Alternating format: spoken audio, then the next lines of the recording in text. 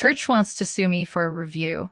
By user massive, discount 845. I'm from Germany. We are a very litigious society. So much so that businesses can sue individuals for writing bad reviews. In fact, per German law, it's up to the individual to provide evidence that what they wrote actually happened, or else the individual can be forced to take down the review and pay legal costs to the business. I'm a tradesman and did some renovation work for a church in a small town. The church did not pay me. I take 50s up front, and the church had cheated me out of the second half after I'd completed the job. The church only had one other review. I wrote a review stating that I had been cheated by the church. I promptly got a legal letter from the church demanding to take it down unless I wanted to be brought to court. The church could easily argue that they paid me in cash and I would be out of luck according to German law. Okay, I complied with their demand. I took down the review and posted a new one stating that I'm a tradesman and the church threatened to sue me for writing a simple review. I also attached the legal letter from the church as an image in the review. Fast forward a few months, I received an angry call from the clergyman. He said my review had caused several tradesmen to either ghost him or ask him for complete payment up front. He claimed that I had cost them thousands and that I would burn in hell for hindering God's work. I then asked him, "What is your religion's founder's view on honesty, compassion, and forgiveness?" Cue a moment of radio silence followed by him hanging up the phone. No legal letter yet. Anyhow, I can now substantiate my review. Dealership pulled bait and switch. It cost them over $50 by user expensive support. The city I live in has extremely inflated vehicle values compared to the surrounding areas. If you buy the same car from a neighboring state, you can often save $3. Fork without really trying. When I buy a new vehicle, which happens every 3-4 years, I always look in the surrounding states to compare pricing. This story happened about 5 years ago, and the malicious compliance is still ongoing to this day. I was shopping for a new car, brand new, and found one that matched my specs about 12 hours away in a neighboring state. It was priced about $5,000 below comps. After looking up flights, there was a one-way direct flight that took me to their local airport for around $175, plus the gas to drive back. I was looking at a total of maybe $275 to save $5,000. Absolutely worth it in this situation. I reached out to the dealership, negotiated a bit, and agreed on a price. I let them know that I would be flying in to pick up the car and offered to pay in full in advance of the flight. They told me that all they needed was a $1 deposit and that the car was considered mine. We signed a contract and I paid the deposit, and then I booked the flight for 3 days from then. First sign of things gone awry. When I showed up at the airport, the dealership was supposed to pick me up. This had been arranged in advance. A quick phone call later, and I grabbed an Uber to take me the 20 miles to the dealership with the promise of them covering that cost. No big deal either way. Second sign of things gone awry. When I showed up at the dealership, the salesman I'd been speaking with asked me if I wanted to walk the lot with him to look at a few cars. Yes, cars, plural. Questioning what he meant by that, we walked into the lot to see these cars that he was talking about. Were these some special type of gold inlaid, full self-driving, full self-flying amaze mobiles? No, they were not. When I point blank asked to see the car that I was buying, the one with VIN size listed in the signed contract with a deposit on it, I was told it was no longer available. The salesman offered to show me similar cars, which would have been fine were we able to come to similar terms on pricing. But all of these cars outrageously priced took over Mr. P instead of $5 under Mr. Important note for later. There was never a mention or any paperwork, signage, etc. of any incentives for giving 5-star reviews. Fast forward to 3 hours. I'm now convinced this dealership never had this specific car on the lot and that this was 100 a bait and switch gone wrong. The dealership was unwilling to sell me a similar vehicle at a similar price to our negotiated one. We were over $5 apart and were unwilling to pay the flight cost for this bait and switch scenario. A heated discussion ensued between myself and the GM, where he told me to go ahead and leave a bad review, but that I wasn't getting any free money from him. I took an Uber to a nearby hotel and booked a flight back home for the next day. Total cost, around $750. Cue malicious compliance. This dealership had an average Google rating of right around 4.5 stars and around 400 total reviews. Pretty solid for a dealership. That night, while I was sitting in the hotel room, I had some time to burn. I spent a couple of hours creating new email accounts just so that I could leave multiple reviews for this dealership. All said and done, I had left around 21-star reviews over the course of that night, and then sort of stopped caring about the reviews. At this point, my focus shifted to recovering my lost travel expenses. A few days after getting back, I sent the dealership a demand letter for $750, which they promptly ignored, since we had done the original contract with the deposit. In both states, I was allowed to file a small claims suit in my state, which I did. The dealership never showed up to court, and I received a default judgment for $750. I did collect that, by the way. It took a few certified letters, a few phone calls, and about a year, but I did get a check for $750. As you can imagine, I was still not a happy camper. What they had done was wrong on so many levels. All of my friends knew the story of how I was bait and switched. And the fact that I flew to the dealership on a one-way ticket only made it that much worse. They had all left a bad review or two, but nothing more than a normal mad customer. Cue malicious compliance, long-term. I don't know how it started or how it ended up lasting as long as it has, but at some point I had some time on my hands and left a bad review for this dealership. Just one, not two, not three, one. In doing so, I noticed that all of the reviews I had left right after leaving the dealership were gone. Probably taken down for being fake or because I had left so many at the same time and the dealership reported them. I wanted to make sure this dealership wouldn't do this to someone else. So the next day I checked to make sure that one bad review I had just left was still there. It was, and since I was thinking about it, I went ahead and created another account and left another 1-star review. Fast forward 2-3 years, it has now become a habit. Every time I have a few minutes to spare, I create a new account and leave a 1-star review for this dealership. Their current rating, 1.9 stars with nearly 3.5 total reviews. I am personally responsible for at least half of those reviews. When you open the dealer's website, one of the large banners that flashes across the screen advertises $50 for a 5-star review. Something about showing the review to your salesman to get a $50 Visa gift card. It has been this way since about a year after this bit and switch occurred. Right around the time the 1-star reviews began to accumulate. Assuming I am responsible for half of their reviews, and the fact that the dealership only has 3.5 total reviews, they've paid $50 per review for at least 1,000 reviews, likely more than that. Meaning, they've implemented a policy to pay for reviews. I've spent $50 doing so, and have still seen their average rating drop consistently since telling me to go ahead and leave a bad review. I edited to add, yes, I got my $1 deposit back. I paid with a CC and it was refunded without issue. I couldn't sue for time spent or force the contract to be honored because I sued in small claims court.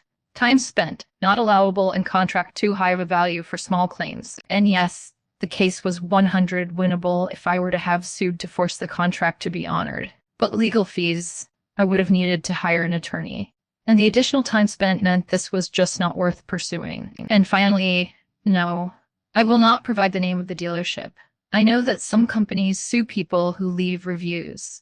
I am not willing to risk that, so will continue to remain anonymous and allow the dealership to do the same. I did report their review practice, along with screenshots showing that they are offering payment for 5-star reviews to Google, etc. If anything happens, I'll update this post, though I would expect that may take months or years. I was denied 2 days of paid TO, so I took off a whole month. By user first responder. When I worked corrections, I requested for 2 weeks off. I had been there for years and accrued plenty of paid leave. It was given to me as I had done so months in advance for a personal event. The 2 weeks went by way too quick. I had specifically lined up my 2-week break to lead into my 2 days off at the beginning of the break and at the end, so I could maximize my time off. However, during my normal off days, a family emergency came up that was quite serious. So I asked for another 2 days off to handle my situation. I was told my direct supervisor that there was no way she was approving that because we are only allowed to use 84 hours of leave in one continuous block, given our rotating written schedules and 12-hour shifts. This equaled 2 weeks. And she ordered me to come in the next day or I would receive a write-up. I didn't argue because I knew she was correct. So I showed up that night and reported for my shift, and much to my surprise, My captain had called out sick, so a relief captain came in to fill her shift. I asked him to give me the next day off after my shift was over. He and I had a rapport given the number of years we've worked with each other previously, and so he looked at the schedule and my leave. He said, "You know, you've got plenty of leave, right?" "Yes, I know. I just need some of it to handle my business tomorrow." "No, I mean, you've got plenty of leave to take and get rosters filled the next 2 weeks." "Yeah, I just got off a 2-week vacati." I stopped because he winked at me, and it finally clicked. "We can only take up to 2 weeks off consecutively. Nothing says we can't take off 2 weeks, come in for, say, an hour, then go home and take off another 2 weeks." So I did, and he signed in the paperwork stating, "It's not my shift. Fuck that bitch." I handled my emergency literally the next day. It turned out to not be as serious as we thought, and then enjoyed another paid 2 weeks off from work. It was great. To add to the bliss, I reported back from work to find out that this captain was fired and replaced for some kind of negligence or something. It was a great month. Edit. The captain I worked for was fired. The captain everyone liked who have me the two stayed for a couple more years before retiring. New boss destroys everything for everyone. By user, you messed up 12. Buckle up. This is a long one. Obligatory on mobile. English is my first language, so all typos are my fault. No, Tilda, because fuck that. I spent the time to write all this out so you can read it or move on. I worked for this tech company for almost 7 years. It was my first job out of college. Great company, huge growth, great benefits, and most importantly, an incredible boss. The boss was super helpful and responsive, always had the team's back, goes out of his way to not micromanage, didn't care as long as the work got done, borderline forced people to take PO. We have unlimited, and I averaged 30, 40 days off a year, and believed in giving good workers big raises and promotions. Last 3 years, I got 9, 13, and a promotion, and 7 years. We worked remote through COVID, and I asked to change my contract to fully remote so I could leave the actual city where the office was based to go back to my hometown. Boss approved the change, and when I tried to do a coal adjustment to my salary, boss told them no because I'll be doing the same work in my new location. The boss was so good that on our team of 16 people, the lowest tenured was 3.5 years. I'd been offered several other jobs with salary increases throughout the years, but could never bring myself to leave. Myself and one other person on my team had specialized into working on very complex and involved projects. These were significantly different than the team's normal day-to-day work. We'd been doing the complex projects for 4 years and were the knowledge base for the company in that area. Boss left that area completely to us to manage. As the volume picked up, we added and trained 2 more people to our little sub-team to help out. None of these projects went out to the customers without one of us 4 being involved. Super complex. $100 to millions lost if a mistake was made. And since it was the fastest growing part of the business by far, we were super busy. But now around 2 years ago, boss's boss gets promoted from his VP role up to an CP spot and hires a new VP. This new VP comes in and tries to change a lot very quickly. Tries to make everything a trackable metric, even where it really doesn't make sense. Tracking the number of projects each person on my team did every month. Counted as one even if it was super complex and took 2 weeks, or if it was very simple with an existing customer and took an hour. Wanted each project to go out faster. Even if they weren't due for a week, we were supposed to get them out in under 3 days. Tried to force my boss to assign work to the team instead of us all picking up from a central queue as we could. Boss pushed back as much as possible, but was getting shit on constantly by new VP because the useless metrics VP wanted us tracked by did not meet his super unrealistic expectations. Despite my boss's team being the most experienced and efficient in the company and doing significantly more volume and more complex work than any other team. About 9 months ago, boss had enough of just getting consistently shit on by VP and took a new job and left.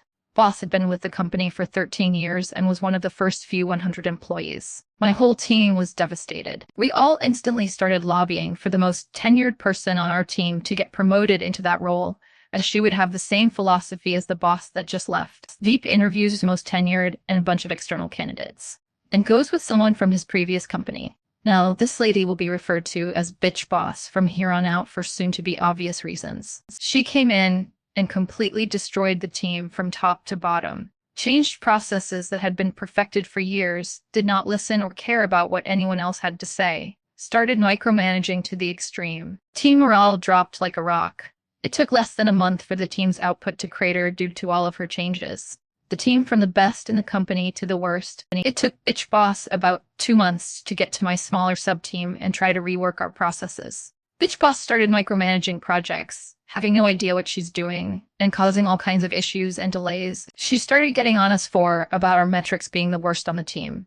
Despite us working on the super complex projects that took 100 times longer on average than most of the work the rest of the team did, Bitch Boss told us that if we didn't meet the expected metrics, we would be put on pips. So we decided to comply and focused all of our efforts on simple projects to meet the metric X number of projects completed per month per person, and left the complex ones sitting in the queue. This caused chaos as my small sub-team suddenly stopped picking up complex projects and just focused on completing simple projects to get our metrics up. Very quickly, the sales team is freaking out because deals are getting delayed, and their huge commission checks from the complex projects are being put in jeopardy. When they came to us to ask when we were going to complete the complex projects, we all gave the same response. Bitch Boss has told us we have to focus all of our efforts on meeting metric X, so we will only be doing that. Unfortunately, that means we can no longer complete the complex projects. Please contact Bitch Boss for help getting them completed. This did not go over well with her or VP, as he started to get complaints as well. They called a meeting and told us we had to go back to doing the complex projects. We refused, as that made it impossible to meet the metrics they created to measure our performance. They refused to drop the metric but still insisted we work on the complex ones, as we were the only ones with the knowledge. We still refused.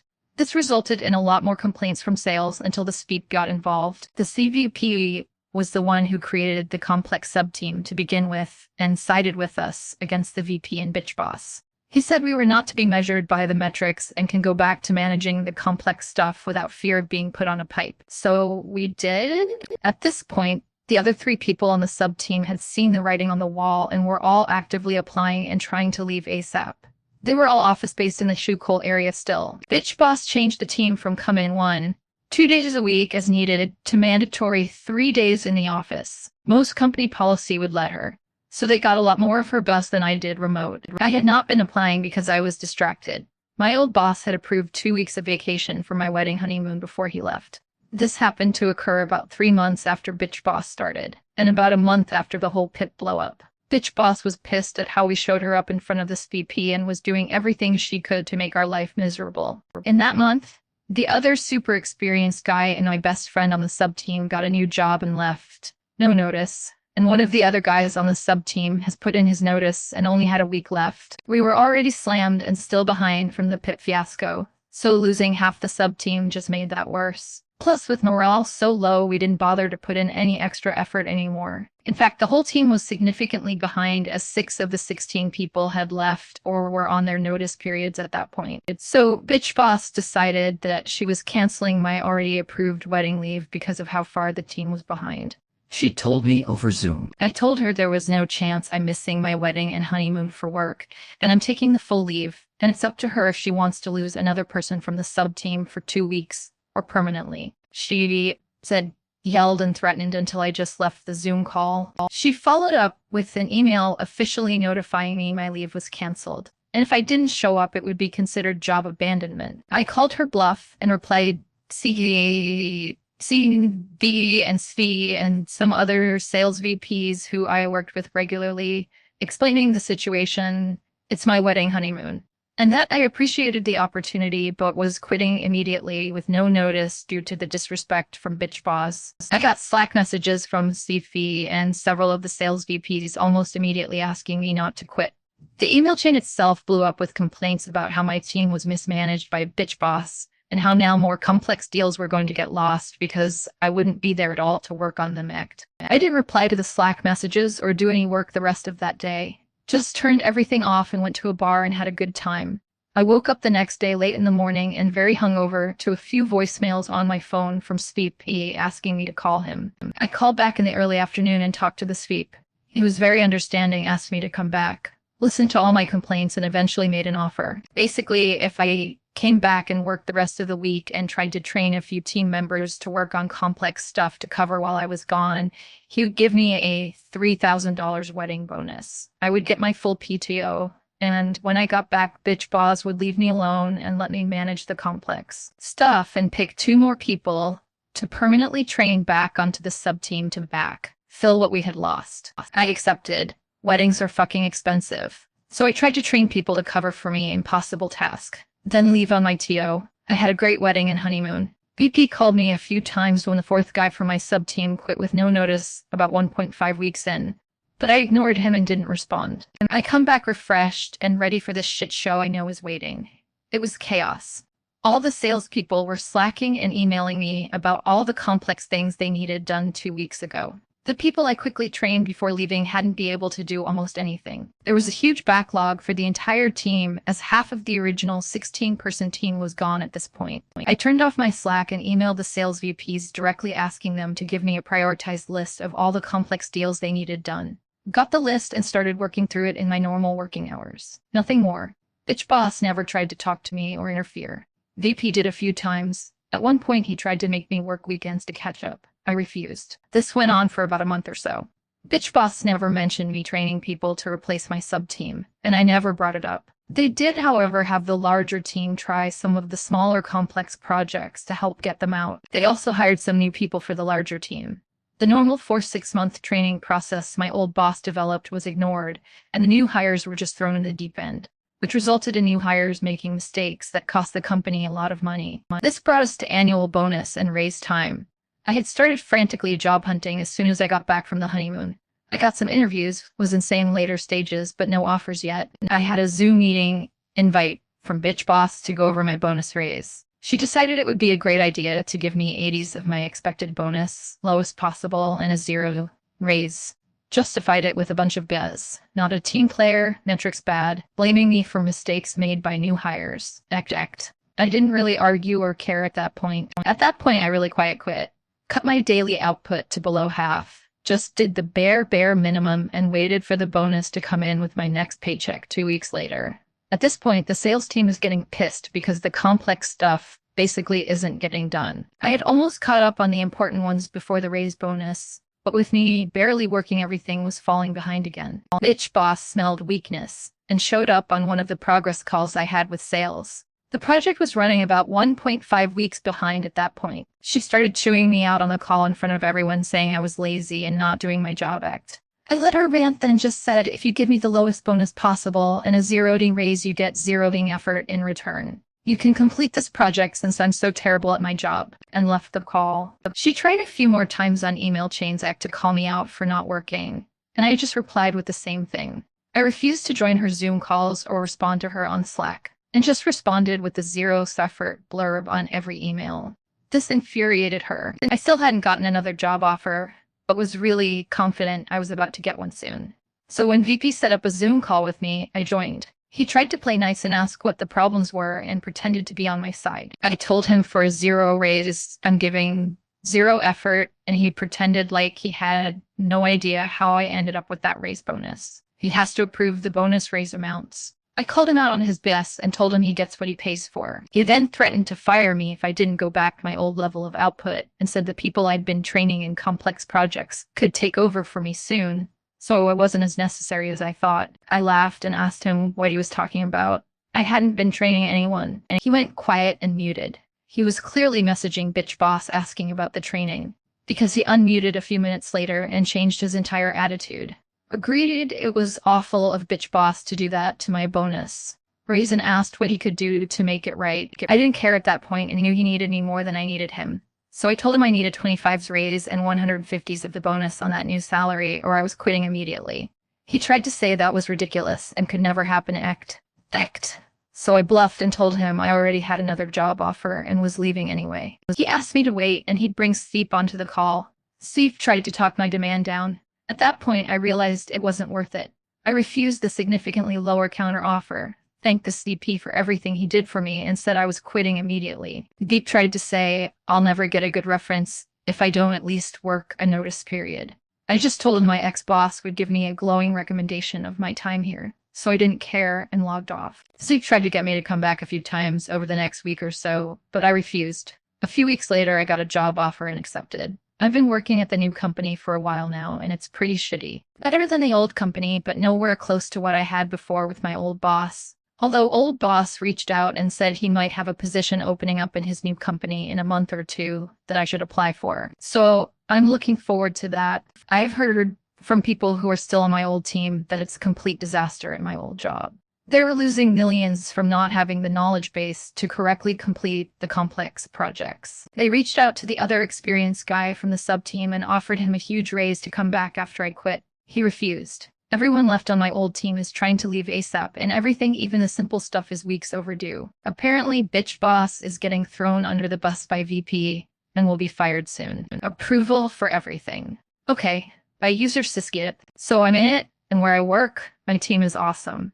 We are usually allowed to our own devices about everything related to the network and equipment related to keeping everything running. Our manager usually just wanted reasons for everything, and if it made sense, it was cleared same day. Anyways, the present day. Around the beginning of the year, our higher managers decided they're going to keep a tighter leash on spending and such. So they looked to the IT department because we do at times need $6 king of hardware for replacements, normal wear and tear over the year, and we recently did a $75 network rebuild because of corporate decisions, but we've kept to the assigned budget. In order to keep it under their thumb, they've switched to requiring submitting approvals before submitting the official purchase order. So the malicious compliance. The notice said essentially if it needs to order it, we want to approve it first. So everything gets an approval form. It needs $75 for more post. It's approval form. Critical stuff for an immediate response. Approval form. Basically, it's gotten to the point where something that took us 1-2 weeks for delivery now takes 4-5 weeks for the same thing, which has caused strains on everything we usually work on. Parts that need replaced are still on order. So stations and computers are offline until replacements are approved. It's satisfying watching the management scramble to mass approve things once it's brought up as impacting the site's work. Minor edit to correct a few things. If line breaks don't show, apologies, but I'm on mobile.